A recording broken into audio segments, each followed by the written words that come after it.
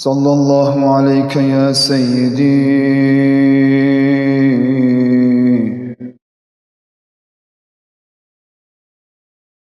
ويا مولاي يا أبا عبد الله صلى الله عليك يا سيدي ويا مولاي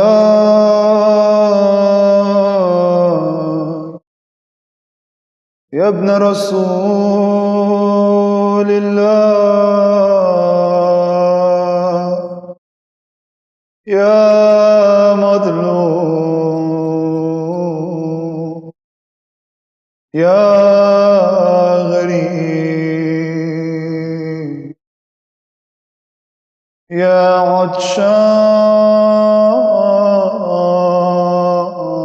بكربلاء يا ليتنا كنا معكم سيدي فنفوز فوزا عظيما. صلى الله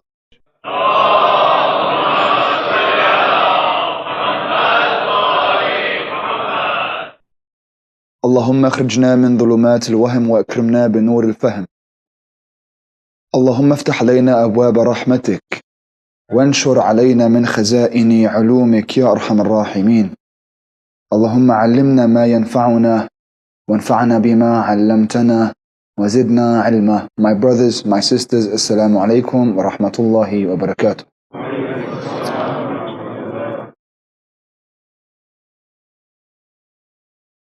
On the journey towards Allah subhanahu wa ta'ala, one must go to war against the lower self.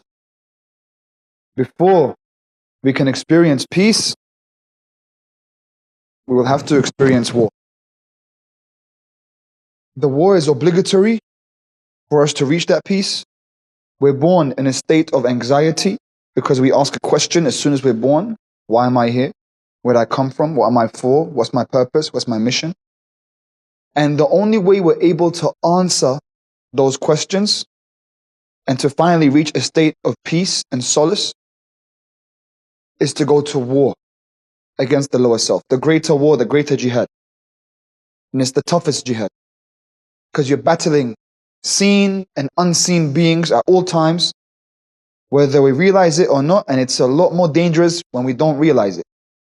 So these nights we've been trying to speak about how to realize, how to identify those enemies, the enemies of doubt, the diseases that might be living in our hearts, to engage in deep introspection and remove those diseases so we might cleanse them. We want to delve deeper into the science of sayr wa suluk, the science that we've been discussing, of wayfaring, of spirituality towards Allah subhanahu wa ta'ala. Now I see myself as one of you, honestly, that I'm trying to understand this path. I'm trying to apply what I know in order to reach Allah subhanahu wa ta'ala.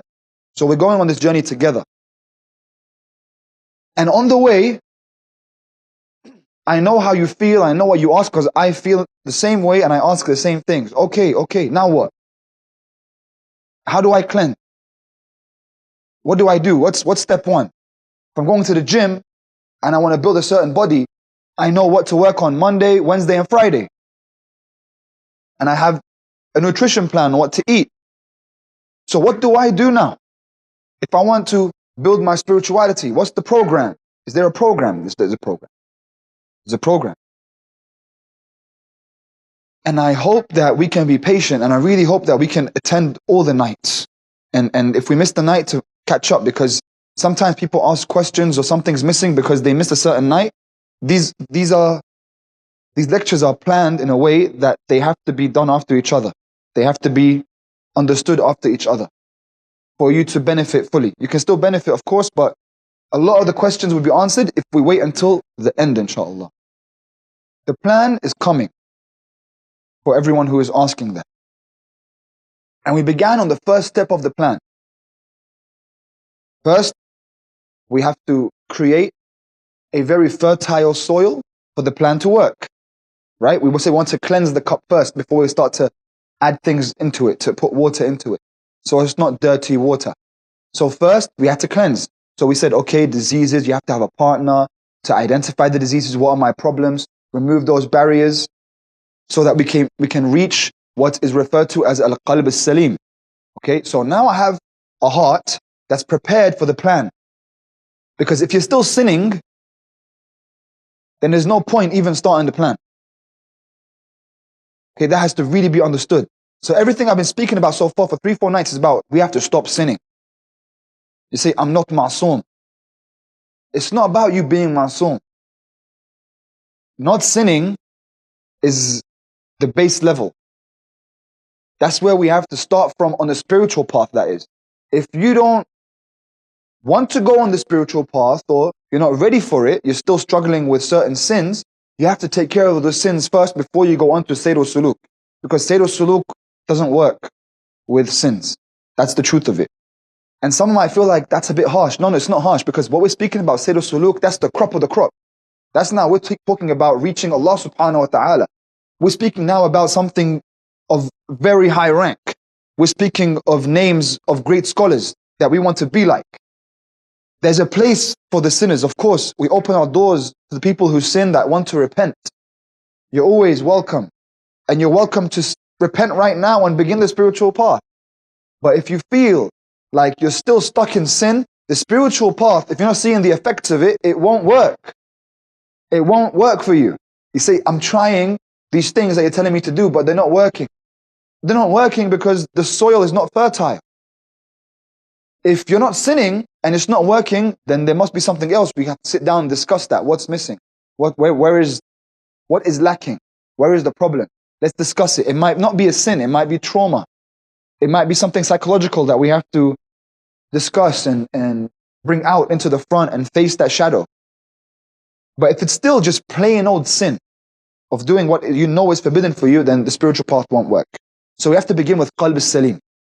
Okay? And to remove those attachments of wealth and children, which are good for us through Allah, but independent of Allah, they don't benefit us. So we can reach qalb salim. Once we understand this, then we can begin step one. Step one, and we said we want to reflect over the hadith. I hope everyone reflected over the hadith yesterday, to try to move it around and see the depths and dimensions to what Imam Ali alayhi salam might mean when he tells Kumail, Ya Kumail, ما من حركة إلا وأنت محتاج فيها إلى المعرفة. O Kumail, there is no movement that you can make, no action that you can perform, except that you are in need of ma'rifah, of knowledge beforehand. So step one is knowledge. That's step one on the path of Sayyid-Suluk, the map. We'll begin the map now. This is step one, knowledge. So we are in need of knowledge. Every single one of us is in need of knowledge. We have to commit ourselves into seeking knowledge. And that might be through forms of reading or listening or discussing, whatever it is. And we said yesterday that the ideal amount for every single person, doesn't matter who you are, man, woman, whatever age you are, to seek knowledge, 3 hours a day. If you can't, 2 hours. If you can't, an hour. At the very least, half an hour. But don't be stagnant, because if you're not seeking knowledge, you're not moving according to the Imam. And if you're not moving, you're dead. Because everything that is alive must move. So if you no longer move, you're dead. And you need knowledge to move. Like knowledge, okay, but we said knowledge has a weakness. Knowledge is not enough. That is the first step, but there are many more steps. Because knowledge is not enough for us to act upon it. A lot of us know many details about our deen, but we don't necessarily practice what we know. We should be practicing what we know, but we don't. And that could lead to what Imam Khomeini calls hijab al-akbar, the greater hijab. Because knowledge could be what brings you closest to Allah subhanahu wa ta'ala, but it's a very dangerous path because it's also what brings you furthest away from Him if you don't act upon what you gained in knowledge. Because the hadith speak about the person who has knowledge and does not act upon it is the worst person in hellfire. That he is so stinky, literally uses his stench to describe how the evil people of the hellfire run away from him. But God forbid we are of those people. We want to seek knowledge, but we want to seek beneficial knowledge. Allahumma a'udhu bika min ilmin la yanfa'. Lord, I seek refuge in you from knowledge that does not benefit me. The knowledge that does not benefit you is knowledge that you don't act upon. God forbid, every knowledge that we gain, we must act upon it. So once you start to take the path, it's a very serious path, but it brings you higher and closer to God. But how do I make sure that the knowledge that I gain is ilmun nafi', is beneficial knowledge? I need a level higher than ilm. I need a higher level. Ilm, what's the level beyond that? Iman. Faith. Faith is the level beyond ilm. You need ilm to get to faith though. You can't start with Iman.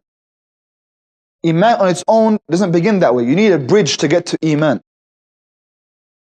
From ilm, you need to perform amal salih, good action. Okay, I have right now some knowledge. Now I must perform. I must act upon that knowledge again and again and again until I reach Iman. And I'm going, over the next few days, I'm going to speak about each part of this map specifically. So I want to reach Iman through good action. I know now, okay, the hadith says, أعمل بما تعلم يكفيك الله ما لا تعلم. You must act upon what you know. Allah will take care of what you don't know. Okay, people say, but what about this? What about that? Don't worry. What do you know now? Do what you know. And then you're going to start gaining more and more. But just do what you know now. Do what you can with what you have now. Don't wait 10 years and 20 years and 30 years. Do what you can with what you have. What you can. Don't bite off more than you can chew. Perform as much as you know. So we begin. Okay, I gained some knowledge. I'm committing half an hour or an hour a day. Now I'm performing actions based on what I know. Slowly, I'm combining my physical and daily life with my intellectual life. Slowly, I'm starting to align myself. Once I keep doing that, what happens is, when I gain Iman, Iman means istiqrarul ilmu fil qalb. The knowledge becomes grounded in the heart. Once the knowledge is grounded in the heart, it becomes ilmun nafi'. It's knowledge that is very beneficial for you. Knowledge that you're acting upon. That's the knowledge that takes you to God. Not knowledge that is risky, not in the heart, can bring you away from Him because you're acting, God forbid, not only are you not doing it, you might be acting contrarily to what you know, which is really bad. So, the sin of a knowledgeable man is not like the sin of an ignorant man. It's much heavier for the knowledgeable man because he knows.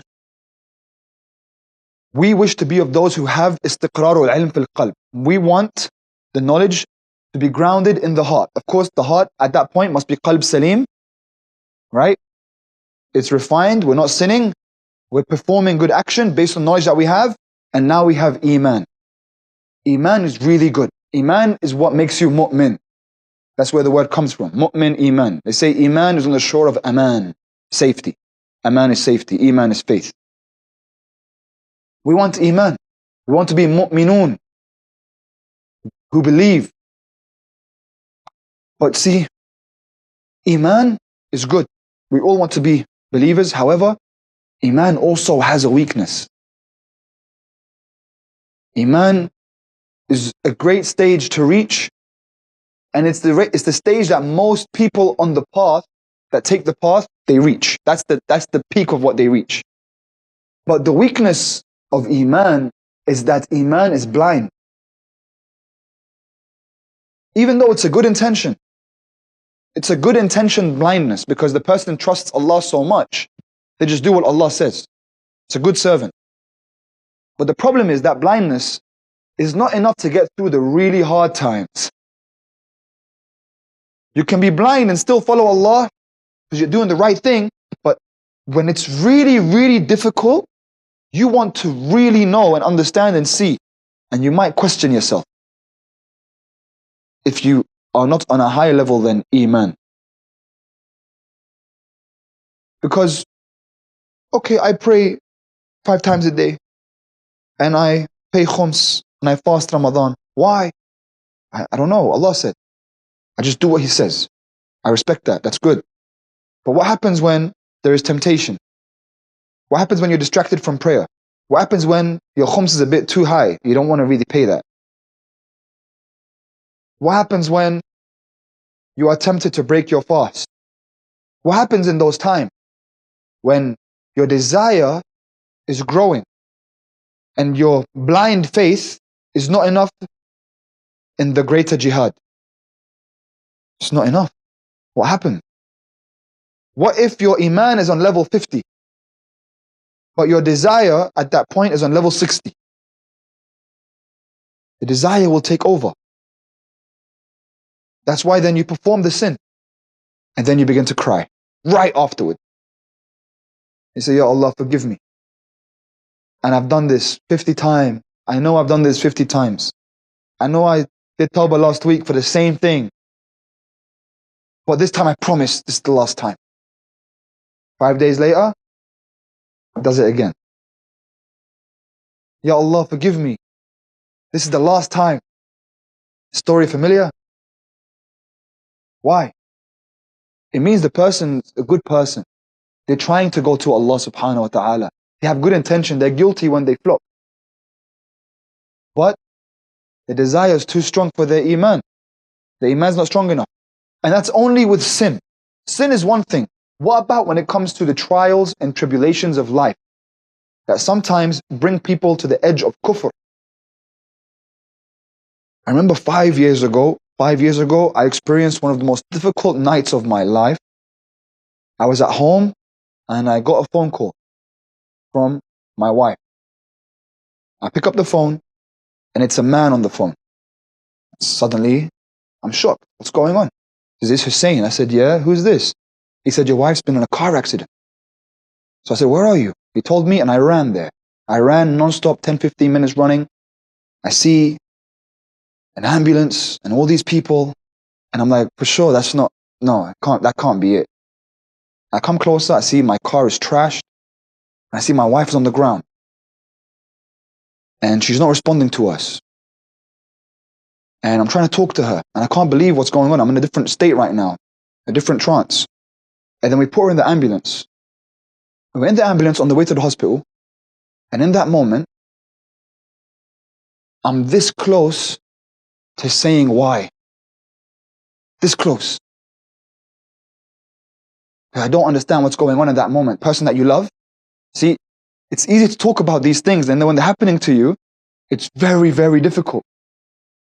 And I'm holding myself back because I know one cannot ask why. And wallah, I remember to this day, in that ambulance, I kept thinking of Sayyidah Zainab alayhi salam. How did she lose everyone in one afternoon? And then she doesn't say why. She says, Allahumma taqabbal minna hadha al-qurban. Lord, accept this qurban, this sacrifice from us. Ma ra'aytu illa jamila. I saw nothing but beauty. How did she do that? What kind of heart is that? I kept thinking of that the whole time in the ambulance. See, Ahlul Bayt is our guide and our compass. Because these hardships are going to occur for all of us, one way or another. And I know another hardship like that will occur in my life. God forbid, and God forbid for every hardship to occur to any of you. But usually that's what happens in the time that we're in dunya. These tests that occur. And then you're going to be tested to say, why me? I remember afterwards, I felt guilty that I even thought that I would say, why me? Or why? Because you see, Iman is not strong enough because a person in that situation, God saved me from saying it at that time. But if He didn't, I may have said why. And Iman would not have been strong enough. So if Iman is not strong enough, I need a level beyond Iman. And that's why we're speaking about this, because there is a level of beyond Iman, the level where you can see why. You will understand ما رأيت إلا جميلة, because she actually didn't see anything but beauty. For real, she didn't. She means it. It's not a metaphor. How? Because she saw haqq. She saw the bawatin, the haqiqah. She saw what was really occurring. The manifestations of God's names playing themselves out in Karbala. She saw that, and it was beautiful. Honor and dignity and courage and sacrifice and love to the highest degree, from the oldest sheikh to the youngest boy. She saw all of it and what it really meant in forms of light. We call that irfan. That's irfan. Irfan is to see the truth. The level beyond the iman is irfan. It's where you can see. It's not blind faith. It's I can see it for what it is. We need to get to irfan. The way we do that is tazkiyatun nafs, the purification of the self, discipline. So you know how we spoke about beyond sin? Now, to stop sinning, this is now beyond sin. Beyond sin. This is about, well, it's halal to eat a lot, but to discipline myself, I won't engage too much in that. You see, slowly. It's not to make your life miserable. It's to discipline yourself so that you're not a chaotic, desirous person. You might be living a halal life, but you're watching TV for 6 hours, 4 hours, 2 hours every day, sitting down just watching a box. Disciplining the nafs means you question why you're doing that. If you decided you need to rest right now, that's good. Rest, watch TV. But maybe you told yourself, I'll watch now for an hour and then I'll get back to work. Rest is good in order to work again. Rest is not good for its own sake. Then it comes the spiritual discipline. Spiritual discipline. When it comes to Salatul Layl, Ibadah, Quran, Dua, Munajat, you need spiritual discipline. Then I get to Irfan. What's spiritual discipline? I'm going to tell you 3 actions that you can do. And right now, this is the kind of knowledge that I hope is ilmun nafi'ah to you, because once I say it to you, it's going to become a hujjah upon you. Should I stop? Because once you know these 3 things, look, they might sound easy, but I've tried, it's hard to keep doing it. All right, I'm still on the way, we're on the way together. So I'm saying it now as someone who's one of you trying to do this, okay? This advice, I can tell you the chain of narrators, how it got to me and how it's going to get to you. So you're part of the chain now. It was Sheikh Bahjat to his student, to me. Okay? Sheikh Bahjat, 1, 2, me, and now it's you. Now you can pass it on, you got the chain. So this is mystical advice from Sheikh Bahjat. Okay? He said, there are these 3 actions that you must do, and it baffles me, he's saying, how anyone can go onto the spiritual path and not do these. Because you can't make it without these, basically. He literally said, the message that got to me from the advice, he literally said, if you don't do these 3 things, you're just wasting your time. Okay? So we have to get to a level we're doing these. Number 1, we have to read a juz' of Quran every single day. 20 pages. About 45 minutes. Juz' of Quran every day. Okay, we have to get to a level we can do that. It's okay if you don't do that right now. Start with 5. Get to 10. Get to 15. You'll get to 20. That's 20 pages. Okay? We scroll on Instagram all day, on Facebook. We read all sorts of articles. We have all sorts of gossip. We can read Quran for 45 minutes every day, not just in Ramadan. Part 2 is Salatul Layl. You have to pray Salatul Layl if you're on a spiritual path. If you're still trying to pray your 5 prayers, stop. Don't go to Salatul Layl yet. Focus on your 5 prayers before you get to Sayyidul Suluk. We're speaking now about a really high level. So for those of you who are struggling with their prayers, start on your prayers first. Don't do too much, otherwise you'll break. Okay, I really want to emphasize that. But if you're waiting for something to move forward and you're still stagnant, you haven't moved in a while, Salatul Layl. Allama al-Qadi, he said, how can anyone even make it without Salatul Layl? No one's made it without Salatul Layl. You can't make it without Salatul Layl. It's wajib upon those kinds of people. 11 rak'ahs in the night time. Okay, wake up 15 minutes before Fajr and just do them. If you can't, do them before you sleep. If you can't, you can do them qada. You can do Salatul Layl qada the next day. That's how important it is. And if it's still too hard, you can do it literally as you're walking. As you're driving, you can pray Salatul Layl qada. As you're walking. So there's no excuse, literally. You can literally pray this in movement because it's of the nawafil. Okay? So you can do that. But Salatul Layl, you have to start somehow. Start with the qada ones, pray in the daytime if you can't wake up. Maybe before you sleep. If you can't wake up, best time is 20 minutes before Fajr. That's number 2. Number 3, Ziyarat al-Jami'ah. That's when we bring Ahlul Bayt into it. Ziyarat al-Jami'ah al-Kabira. To read that or a part of that every day. At least a part of it every day before you sleep. Okay? But we speak to the Ahlul Bayt and we send our salams to the Ahlul Bayt and we bear witness to who they are to us. And we gain knowledge through that. That's the 3-part core advice. And then there is number 4, which is not part of the 3, but it's to memorize 40 ahadith before you die. 40 beneficial ahadith before you die. Okay? Memorize the 40. So you have these 3 core pieces of advice in order to reach that higher level of tahdhibun nafs that you're doing every day with a clean heart and amal salih and knowledge. You see, now we're starting to build a program. This is a map. So ilm, iman. How do I get to iman? Good action. Then ilm is in my heart. But I want to get to irfan. I need to discipline myself. That's through my action and my ibadah. Discipline.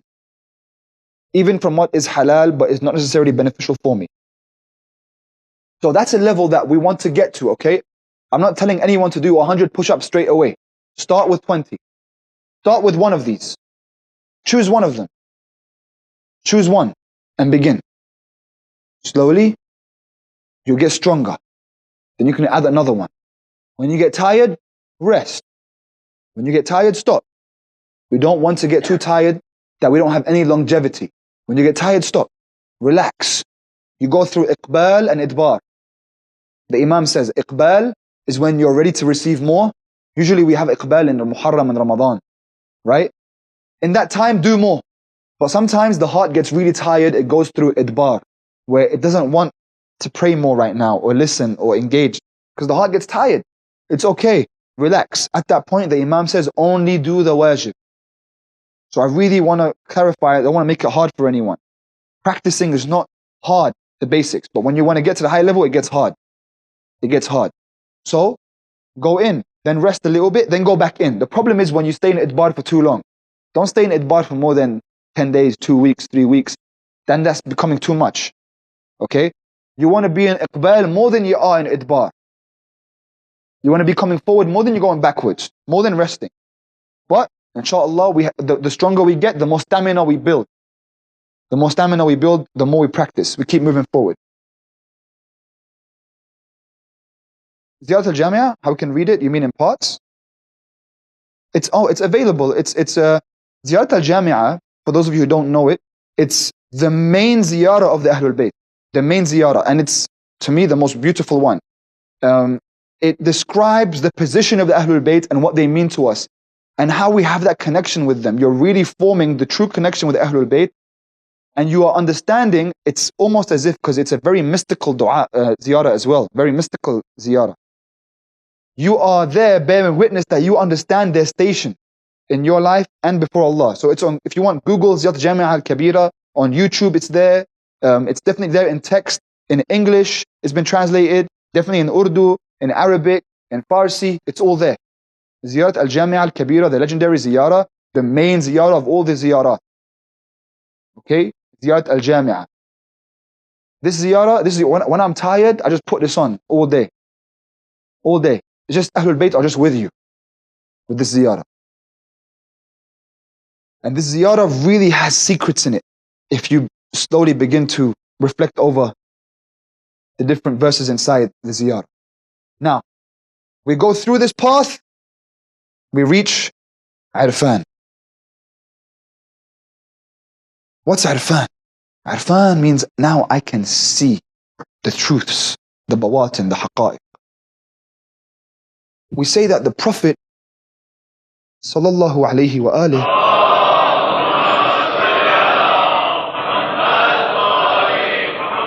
ثانية على حب الزهراء عليه السلام.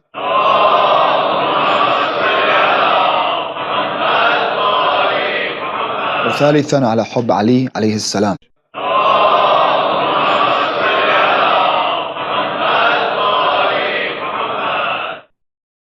We say he's ma'soom. Ma'soom, that he wouldn't sin, is because he sees the truths.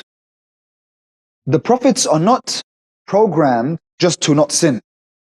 Like you're not allowed to sin. It's not like that. That there's something that they're about to sin and then there's a block, doesn't allow them to. No, they have willpower just like you and I. They technically have willpower to sin. But why don't they? If there was poison in this bottle of water, you wouldn't drink it. No one would. Neither would I. No one would drink a bottle of poison with a sound mind. If you know there's poison, you would never drink. Imagine there was, hashakum, something like feces in a cup. You would never drink something like that. The reason why I'm describing something so ugly is because that's how the Prophet sees sin. He sees it. Irfan. He can't go near it because it disgusts him. The same way that poison, I know it killed me, I wouldn't go near it. So the Imam or the Prophet sees the truth of what's happening around him, so he can't go there. He wouldn't do it. That's what isma means. Can you read something like that? Sure. When you start to see things as they really are, in the dua of the Prophet that we recite in Qunut, Allahumma arini al-ashya kama hiya. Lord, show me things as they really are. What does that mean? It means sometimes we see things as they are not. Sometimes we're tricked or deluded by the matrix in front of us. But really and truly, we're not seeing the reality of these entities. And if we were to see them, we understand what isma means. It's Irfan. That's all it is. Irfan is to see things as they really are. That's what it is. And the best way that I can describe this to you, to describe this map, is when Nabi Yusuf alayhi salam was with Zulaykha and he's in her house. He's serving her in her house. And she wants him. And she wants to seduce him. And Zulaykha, beautiful Zulaykha, closes the doors. وغلقت الأبواب. وقالت هيت لك. Now in her house, very difficult for him, and she's telling him, come to me. She's trying to seduce him and telling him to come. What does he say when she says come? He says, قال معاذ الله إنه ربي أحسن مثواي. He says, no, I seek refuge in Allah. Allah has honored me. I seek refuge in Allah. He is my Lord. إنه ربي أحسن مثواي. He's honored me. How could I do this to him? What is that? That's Iman. That's Iman. Why is it Iman? Because she still went towards him. وَلَقَدْ هَمَّتْ بِهِ. She still went. She disregarded the Iman. Not strong enough. وَلَقَدْ هَمَّتْ بِهِ. She still went towards him. وَهَمَّ بِهَا. And he would have fell for her seduction. لَوْلَا أَنْ رَأَى بُرْهَانَ رَبِّهِ. Had he not seen Ra'a. Had he not seen the burhan of his Lord. Had he not seen the proof, the reality of what was happening in front of him. So he was loyal to Allah subhanahu wa ta'ala. He said, no, I can't do this. This is a sin. Allah's honored me. But she still came towards him. How was he able to defeat the temptation and move away from her? قال معاذ الله إنه ربي أحسن مثواي لقد همت بي وهم بها لولا أن رأى برهان ربه. He saw the burhan. Arfan, that's Arfan. Arfan is when you see the burhan. It's the highest level. When you start, how hard is it to sin in Muharram in comparison to outside Muharram? Right? You don't feel temptations as much during these nights because look, you're surrounded by hearts of the believers. You're surrounded by dhikr of Allah subhanahu wa ta'ala. You're crying for Abu Abdullah alayhi salam. So when you see something haram, you turn away straight away. But in other months, if you see something haram, you might not turn away straight away. Why? Because you're not in that state of disciplining the self. Whereas right now you are. So imagine you actually follow this advice. Slowly, you see, you might reach the stage of you seeing the burhan. And it's not something that you can just see all the time. Allah might show you glimpses. But you have to earn those glimpses. People say, I practiced Islam, it didn't work for me. How long have you been practicing? I fasted Ramadan last year. Islam is not like that. It's not like an overnight change. Islam is something that you change bit by bit over a period of time through consistent practice, and then you become a glorious human being. And you'll notice the people of the modern world are attracted to a person that is not worried about fame and money, a person who's not into the gossip of the world, who doesn't speak about other people, who doesn't hurt others, who's constantly concerned with others, who's very strong and firm, but also has a gentle heart and cares for those who are less fortunate than they are. That truly sincere person has become a rarity. And people want this. That's why the Marvel movies are so successful.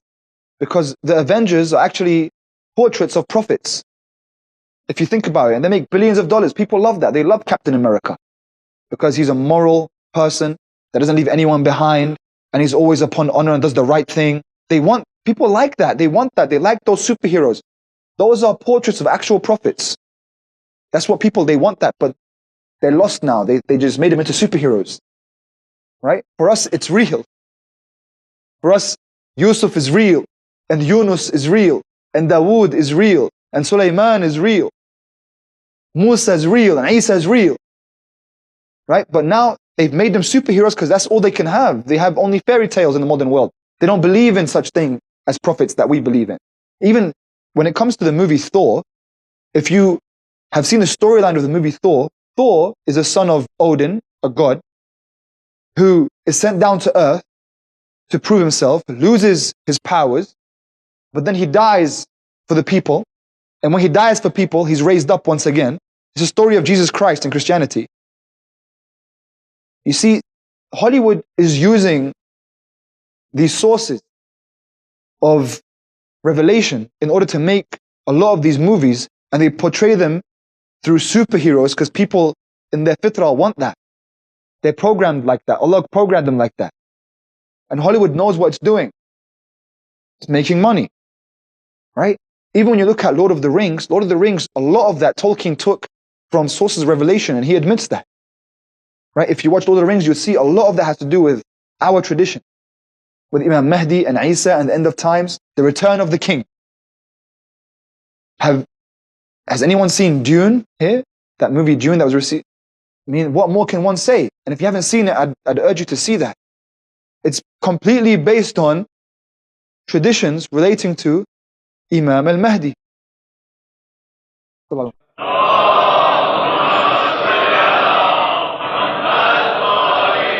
Of course, there are differences, but literally people are saying that's the chosen one, that's the Messiah, he's returning, the one that was missing is coming. It's the same framework. Why? Billions of people are watching this. Why? Because they want this. They want this. But when we think that it's only in movies, then we've completely sidelined these stories into the realm of the imagination. Completely. Whereas what was truly intended when Allah subhanahu wa ta'ala instilled this fitrah within us was for us to go towards these stories that are in our traditions, to seek guidance from them, true guidance in our lives, not an hour or two of entertainment, but true guidance, to have a true connection with our Imam. And that's why the pure heart, al-qalb al-salim, recognizes the Imam. And the heart that is blackened and darkened, like shimmers in Karbala, cannot understand or recognize the Imam. May we be of those who recognize our Imam. May we be of those who ask Allah to accept sacrifice from us. May we not be of those who ask why. On these nights, my brothers, my sisters, when I look at us, I can only imagine what it would have been like if we were all there on that night. Because even though they were only 70 or so, they brought sakina into the heart of the Imam. They made him feel better and safer when they were around him. When he told them to leave, he really meant it. He really meant it. He told them to leave. And when they refused, he actually became happy. Like he felt sakina. And it makes us, when we gathered like this, all of us to remember him, it makes us feel like, I wish I was there on that night as well to tell you that I wouldn't leave you. So maybe I could have brought sakina to your heart. And 1,000 years later, we're here and we tell the Imam, even 1,000 years later, Ya Imam, we will never leave you. Sallallahu alayka ya Sayyidi.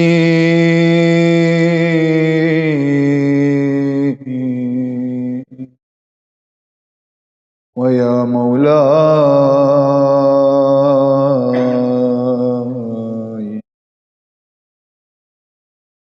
يا أبا عبد الله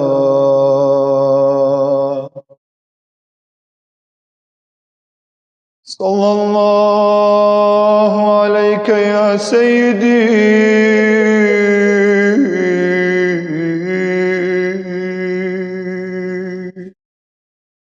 يا ابن رسول الله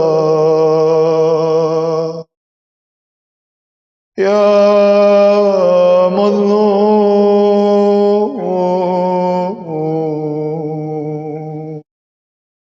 يا غريب بكربلاء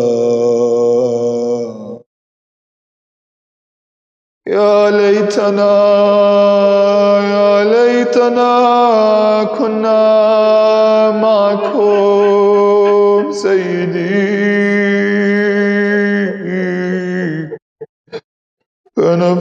فنفوز فوزا عظيما.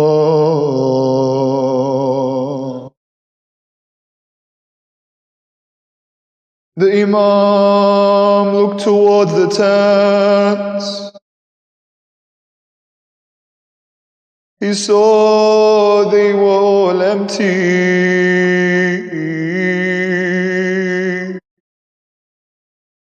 هل من ناصر ينصرنا?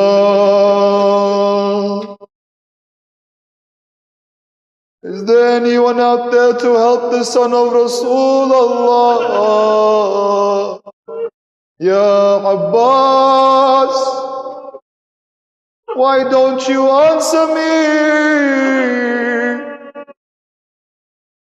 Ya Akbar, why don't you answer me? Ya Habib, Ya Qasim. No answer comes from the tents except one voice. Her voice screams out, Mahlan, Mahlan, ya ibn Zahra. Zainab comes from the tents dressed in the clothes of her mother. When Abu Abdullah sees Zainab dressed like Fatima, it breaks his heart into pieces. Then Zainab comes forward and asks the Imam to come next to her before he leaves. She says, brother, I have one more request. Tell me, Zainab. She says, so show me your neck. Show me your chest. He showed Zainab his neck. Then she kissed his neck. He showed Zainab his chest. And she kissed his chest. Then she said, the amana has been fulfilled. Which amana, ya Zainab? He said, my brother, ya Husain, before mother left this world, she told me about this day. And she asked me to kiss your neck and your chest before you go to battle. She told me to kiss your chest because it's where the horses would trample. And she told me to kiss your neck because it's where the sword will lay.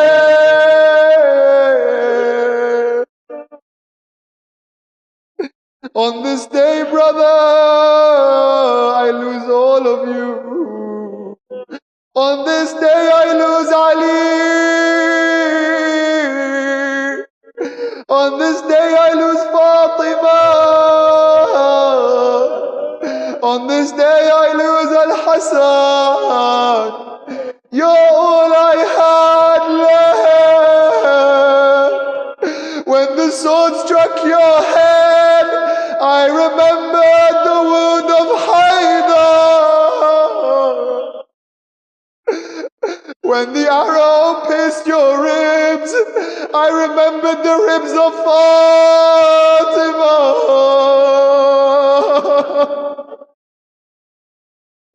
When the spear struck your stomach, I remembered Hassan coughing out his liver. I lose all of you on this day.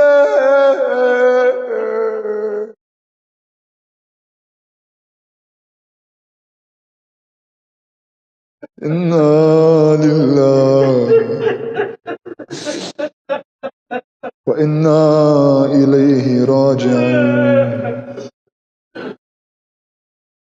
Wa la'natullah ala al-zalimin. إلى يوم القيامة.